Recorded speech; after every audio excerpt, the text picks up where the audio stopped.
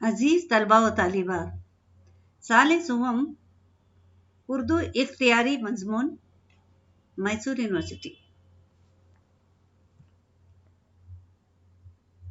آج کے سیشن کا عنوان ہے شعرائے اردو کے تذکرے۔ محمد مصطفیٰ خان شیفتہ دہلی کے ان شعراء میں شمار کیے جاتے ہیں جو غالب کے شاگردوں میں سر فہرست تھے، جنہیں حالی جیسے بہترین شاعر اور اردو کے پہلے نقاد کا استاد ہونے کا شرف حاصل رہا۔ شیفتہ کی تعلیم و تربیت نامور اساتذہ کے زیر سرپرستی ہوئی۔ مرزا غالب جیسا سخنور ان کے علم و فضل کا قائل تھا۔ شیفتہ کو جن اہل علم و فضل کی صحبت میسر آئی، ان میں ذوق نصیر امام بخش صاحبائی، مفتی صدر الدین خان آزردہ، حکیم آغا جان عیش، میر حسین تسکین، نواب ضیاء الدین خان نیر، حکیم احسن اللہ خان، غلام علی بشت، مومن خان مومن اور اسد اللہ خان غالب جیسے اکابر ادب شامل ہیں۔ مرزا غالب نے متعدد بار شیفتہ کے اعلیٰ شعری ذوق اور ادبی بصیرت کا اعتراف کیا ہے۔ غالب نے اپنے ایک فارسی شعر میں ان کی علمیت کا اعتراف کرتے ہوئے لکھا ہے: تذکرہ گلشن بے خار نواب مصطفیٰ خان شیفتہ کی تصنیف ہے۔ اس تذکرے کے مطالعے کے بعد شیفتہ کی تنقیدی بصیرت کا قائل ہونا پڑتا ہے۔ انہوں نے سودا کی کھل کر تعریف کی ہے اور مصحفی کی غزلوں کو سراہا ہے۔ شیفتہ اردو کے صف اول کے غزل گو شاعر غالب کے معاصرین میں سے تھے۔ غالب نے غزل کے علاوہ دیگر اصناف میں بھی طبع آزمائی کی اور کامیاب ہوئے۔ انہیں اپنی فارسی دانی پر بڑا فخر تھا۔ باوجود اس کے غالب نے اپنے ایک فارسی شعر میں لکھا ہے کہ اگر میرا کوئی شعر مصطفیٰ خان شیفتہ کو پسند نہیں آتا تو میں اسے اپنے دیوان میں شامل نہیں کرتا۔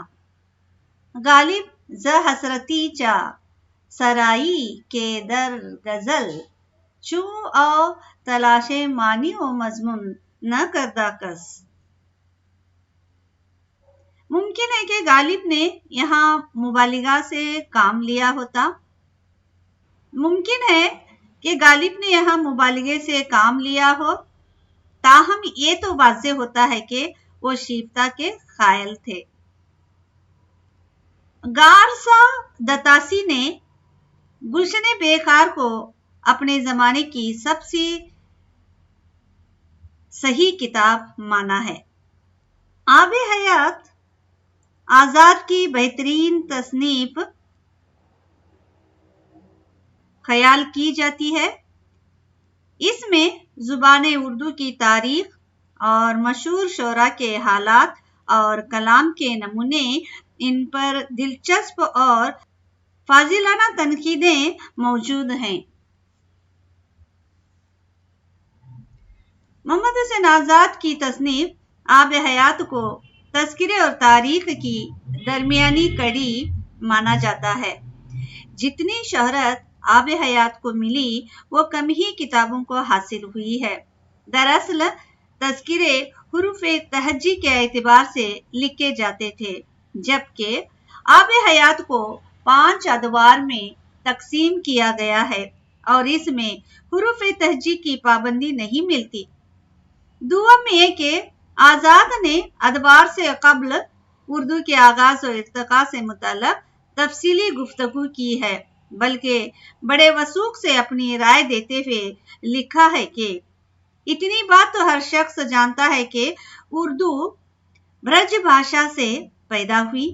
تاریخ نویس کا یہ تقاضا ہے کہ اس میں تنقیدی نظریے شامل نہ کیے جائیں، مگر آب حیات میں آزاد کا تنقیدی نظریہ حاوی ہے۔ इन तमाम हकायक के बावजूद ये बात अपनी जगह मुसल्लम है कि मोहम्मद हुसैन आजाद ने आब हयात को तज़किरा करार दिया है। आब हयात की जबान बेहद खूबसूरत और चटखारेदार है। ये बात तनकीद के खिलाफ है। तनकीद में तय्युन कदरें लाजमी है। आजाद ने शायरों के कलाम की तय्युन में तासुब और जानिबदारी से काम लिया है। उन्होंने गालिब पर ज़ौक़ को तरजीह दी है। इसकी वजह ये बताई जाती है कि ज़ौक़ उनके उस्ताद थे। ज़ौक़ का इंशा को मुसहफ़ी पर फ़ौक़ियत देना भी हैरान कुन है। तनकीदनिगार का ये काम नहीं होता कि वो अपनी पसंद को तनकीदी राय पर फ़ौक़ियत दे। आजाद ने अपनी राय को फ़ौक़ियत देते हुए उसे बुलंद मकाम अता किया है। इसके बावजूद उर्दू अदब की तारीख में आब हयात को कुलीदी हैसियत हासिल है, जिसके बगैर तारीख़ अदब उर्दू नामुकम्मल तसव्वुर की जाती है। उर्दू में तज़किरा नवीसी की रिवायत शानदार है, जो हमारी तनकीद को बुनियाद भी फराहम करती है और इसके लिए राहें भी हमवार करती है। वाज़ेह हो जाती है कि तज़किरों में तनकीद मौजूद तो है, मगर नकायक से भरे हुए हैं। दरअसल यहाँ हमारी तनकीद का पहला नक्श कह सकते हैं, पहला नक्श बेऐब नहीं हो सकता, जिसके बारे में हनीफ नकवी साहब फरमाते हैं, तज़किरे हमारे सरमाए अदब का एक गिरां कद्र हिस्सा हैं, जिसे नज़रअंदाज करके न तो हम उर्दू शायरी के मुतालिए ही में कामयाब हो सकते हैं और न अपने अदबी और तनकीदी शऊर के आगाज़ और इर्तिक़ा की तारीख मुरतब कर सकते हैं। हमने अपने कदीम शायरों को उन्हें तज़किरों के ज़रिए जाना और पहचाना है। यही नहीं बल्कि हमारी नाक़िदाना बसीरत भी इन्हीं तज़किरों की फ़िज़ा में परवान चढ़ी है। शुक्रिया।